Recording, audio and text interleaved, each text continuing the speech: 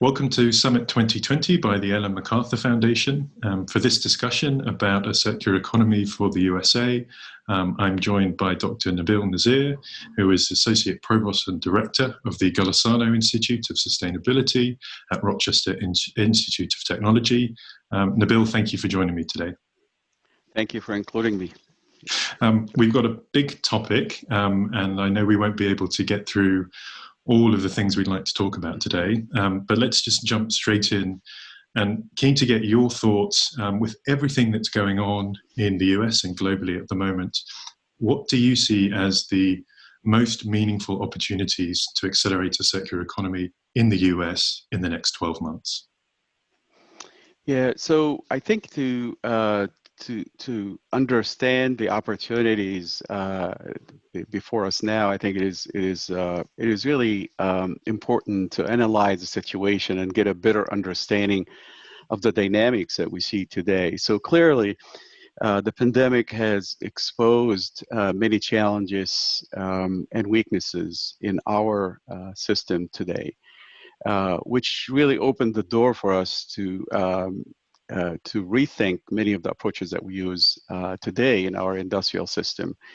I think of this as somebody got hit over the head was a really hard object.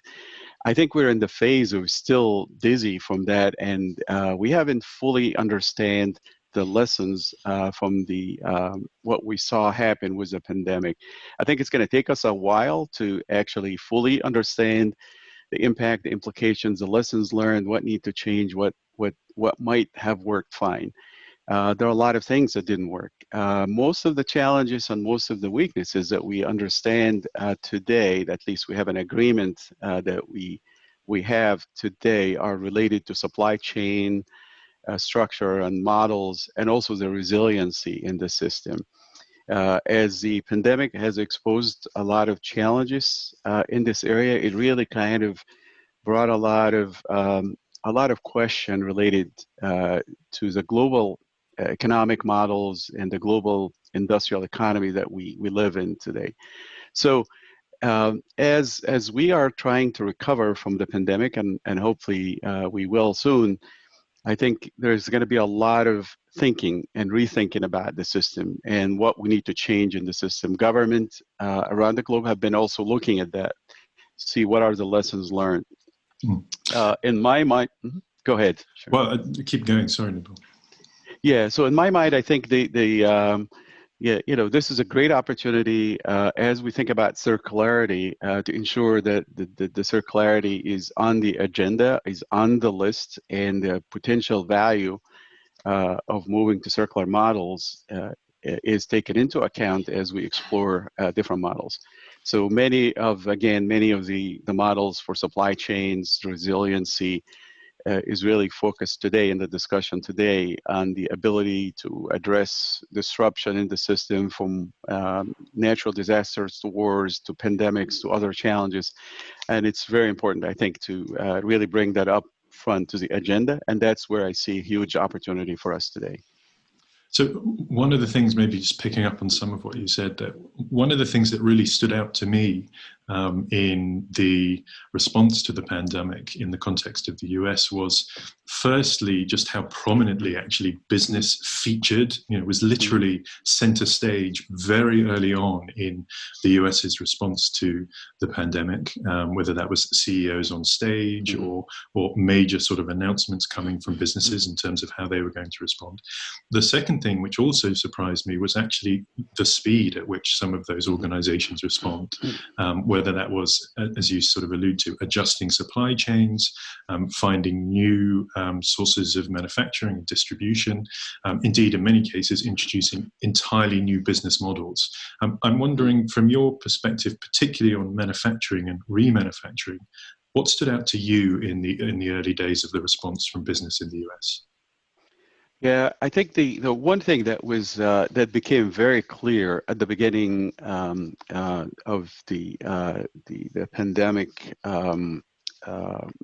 in the U.S. here is that we actually we felt that some of the important response to many of the challenges that we faced at that time, and even to a large degree today, where availability of certain PPEs, availability of ventilators, availability of materials, even consumer goods, that became extremely at a high shortages in certain type of products. So manufacturing industry was a very big part, including pharmaceutical industry, a very big part of the weaknesses that we found in our system, inability to move fast in many of those areas.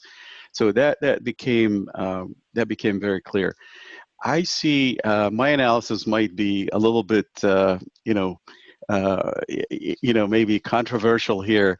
In the manufacturing side, if you study the history of manufacturing and some of the greatest innovation, fascinating that out of very bad consequences of wars, for example, is some of the greatest manufacturing innovation happened because of crisis, because of very unusual, very large disruption.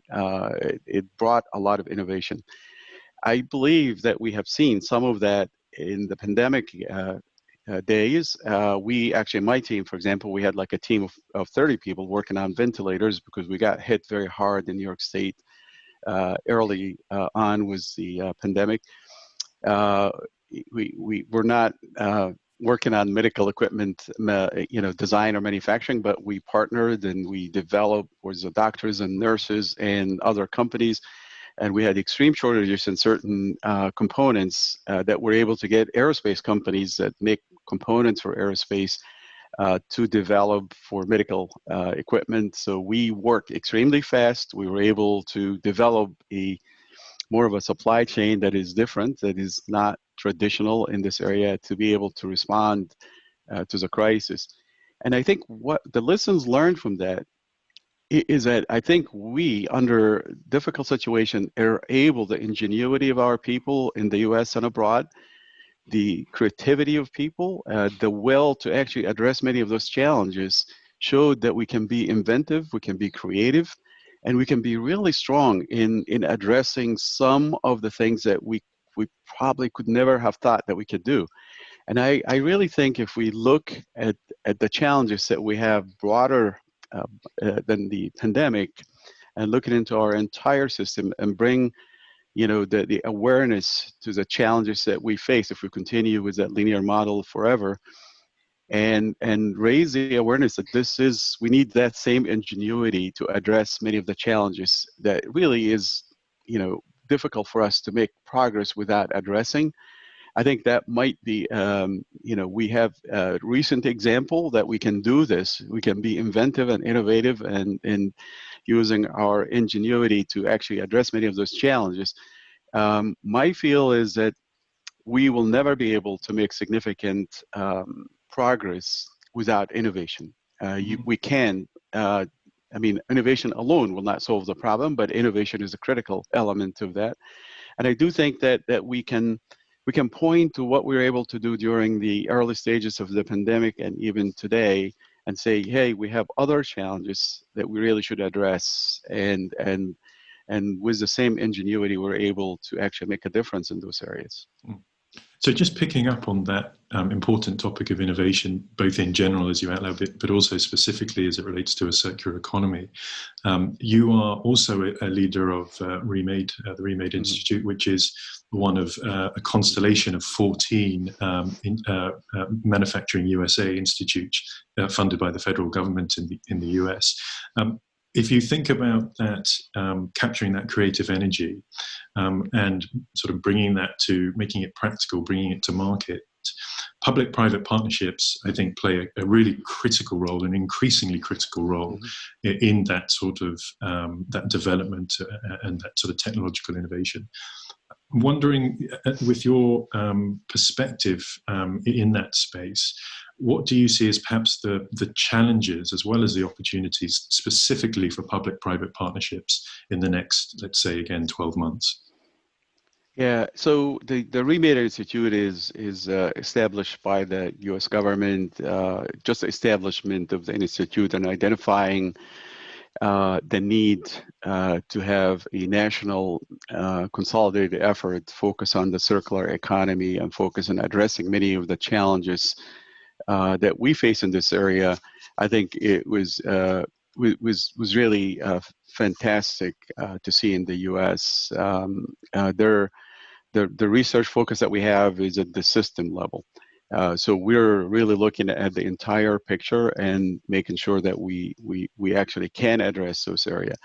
The challenges for any government, U.S. or anywhere else in this area, always is that long term, ensuring that a lot of this effort will have a long term goals and plans. And the second is challenge always for any large initiatives funded as public-private partnership is also the level of effort that you put into some of those. I think at Remade, we're very fortunate to have significant support from industry, from government, and from also a lot of NGOs.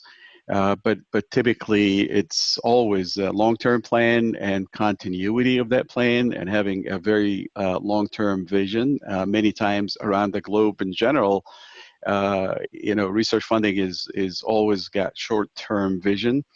And I think in this area, we really have to have that long-term vision and execution and continuity, and also always the level of effort for the challenge that we're facing is always a challenge.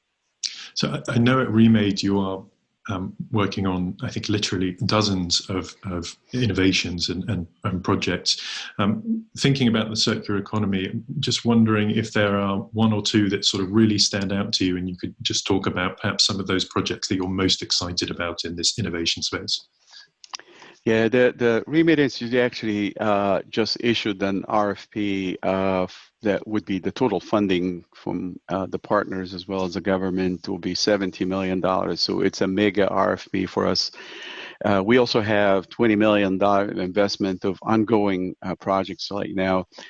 I can tell you that I am each single one of those projects I am very excited about. The impact or the technical performance measures of the Institute, which is, again, just very exciting to see, are at the national level and at the system level. So we're looking into, in general, to reduce our consumption of raw material by 30%. Obviously, that would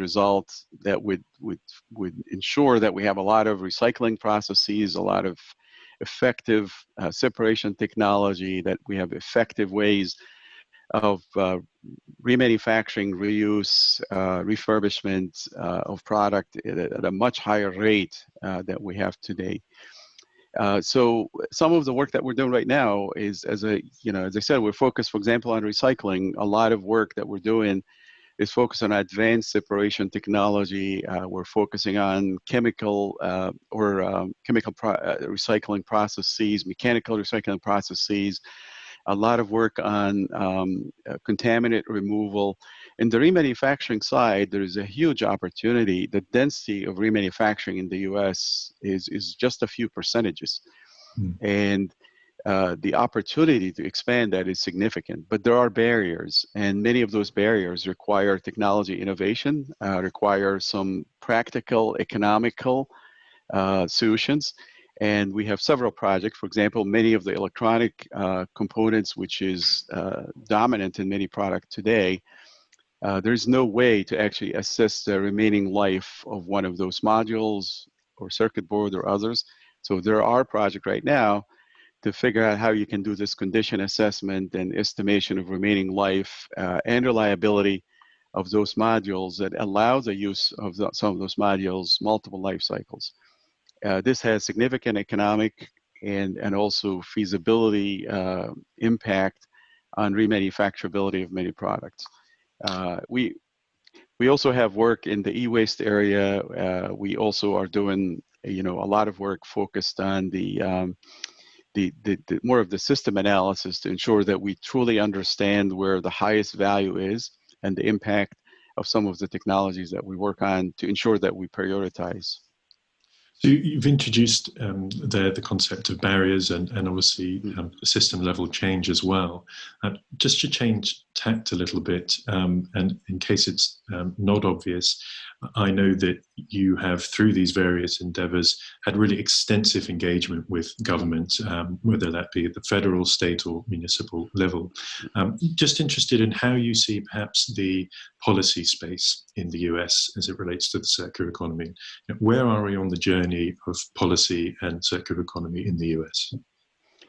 So the role that we play in this area is really to provide information that help guide hopefully local, national policy, but we don't get directly involved in policy. I think the circular economy, for many reasons in the U.S., have not been known or understood. We see some reversal of that today, but it's limited. And I think, with the amazing work of the Ellen MacArthur Foundation and the reputation the foundation has built, there is a discussion with the foundation now, with people in the U.S. Government. There is a lot of drive to really have a better understanding of the circular economy. Our institute, the Remade Institute, is focused on circular economy. So really, there are a lot of positive factors. We're delayed because there was that perception that sustainable materials management is the U.S. version of circular economy, which I argue it's not the case at all. But there were some misconceptions, I think, early on that we're doing that, but we're doing that under a different title.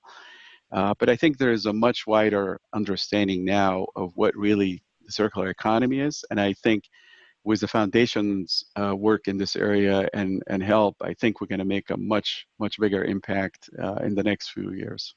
And as you know, I and we reciprocate that view of a really interesting energy and some very positive signals in the market, whether that's the business, whether it's higher education organizations, but indeed policymakers as well, a recognition Right. of the opportunity that a circular economy presents. I just wanted to finish on a question actually about education and the role of higher education organizations. Rochester Institute of Technology, obviously a leading higher education organization, very focused on technology and innovations along the lines that you've outlined. How do you see the role of organizations like RIT in advancing these topics and indeed perhaps inspiring those who wish to engage in a circular economy? I think that definitely the higher ed sector in general can do a lot of help in this area, training the next generation professionals in this area and having a far better understanding of what really the meaning of the circular economy and what it encompasses is very, very important. We teach circular economy in our curriculum. We try to provide others with support as well so they can do similar things. And I know the foundation has their higher ed group, which I think also provide a lot of assistance in this area. But definitely higher ed has a huge role in educating people, providing guidance, doing research work that can shed light on many of the issues that